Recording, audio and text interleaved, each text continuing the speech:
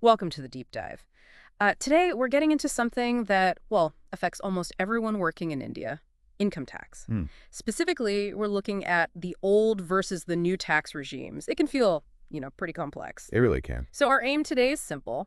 Break down the key differences, help you figure out which one might actually suit you better. Exactly. And we're basing this on a comparison doc.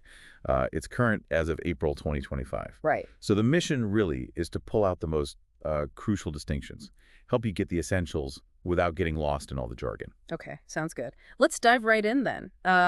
Maybe start with the tax rates themselves. How do they actually stack up? Sure. So the most immediate difference you'll see is in the slabs and the rates. The old regime, that's one many people are familiar with. Yeah, the classic structure. Right. It starts at zero tax up to 2.5 lakhs, then jumps to 5%, 20%, and then 30% for income over 10 lakhs. Okay. And the new regime, I hear it generally has lower rates. That's the main selling point, yes. It offers more slabs, often with lower rates, starts at zero tax up to 3 lakhs. Okay, a slightly higher threshold there. Yeah, then it goes 5%, 10%, 15%, 20%, and finally 30%, but only for income above 15 lakhs. 15, right.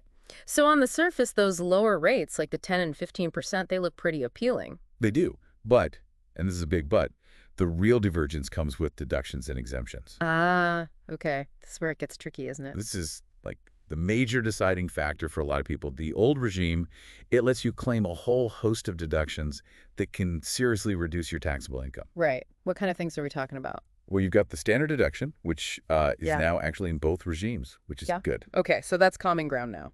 Yes. But under the old system, you also get powerful tools like Section 80C. That's your investments up to 1.5 lakhs. Big one. Huge. Then there's house rent allowance, or HRA, leave travel allowance, LTA, medical insurance premiums under Section 80D, and interest on your home loan under Section 24B. Wow, okay. That's quite a list. And the new regime. The new regime basically strips most of those away. You generally can't claim these major deductions. I see. So that's the fundamental trade-off then. Lower rates maybe, but on a potentially much higher taxable income because you lose the deduction. You got it. That's exactly the core choice. Lower rates, but fewer ways to shield your income. So it feels like a choice between maybe more complexity, but potentially bigger savings with the old regime. If you actively save and invest, yes, it requires, keeping track of things, making those investments. Right. Versus the new regime, which is simpler math. Much simpler calculation, yeah.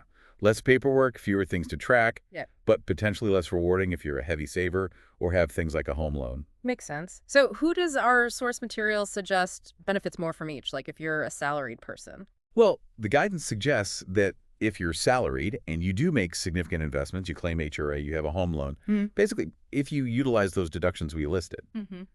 you might still find the old regime works out better financially, even though the rates look higher on paper. Interesting.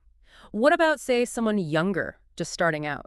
Fewer investments, maybe. Yeah, for younger professionals or Yes. perhaps anyone who doesn't have a lot of those specific deductions, the simplicity and the lower upfront rates of the new regime could be more attractive. Okay. Let's say might go for, say, retired individuals who perhaps don't have as many claims anymore. The new regime might just be easier and possibly cheaper for them. Got it. Now, something important changed recently about which one is the sort of automatic choice, right? Yes, absolutely, a crucial point. Since the financial year 2023-24, so starting April 2023, the new tax regime is the default. Default, meaning. Meaning, if you don't do anything, if you don't specifically choose when you file your income tax return, your ITR, you'll automatically be taxed under the new system. Wow, okay. So you actively have to opt for the old regime if that's the one you want. Precisely. You need to make a conscious choice if the old regime is better for your situation. That's really important for listeners to know.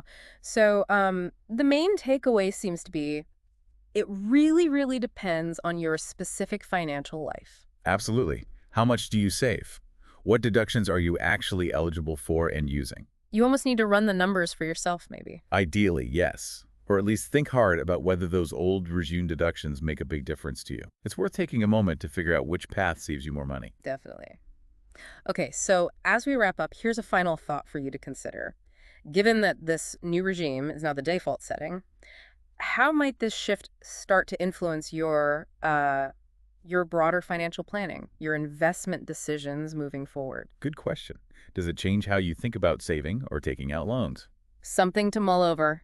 We'll be back soon with another deep dive.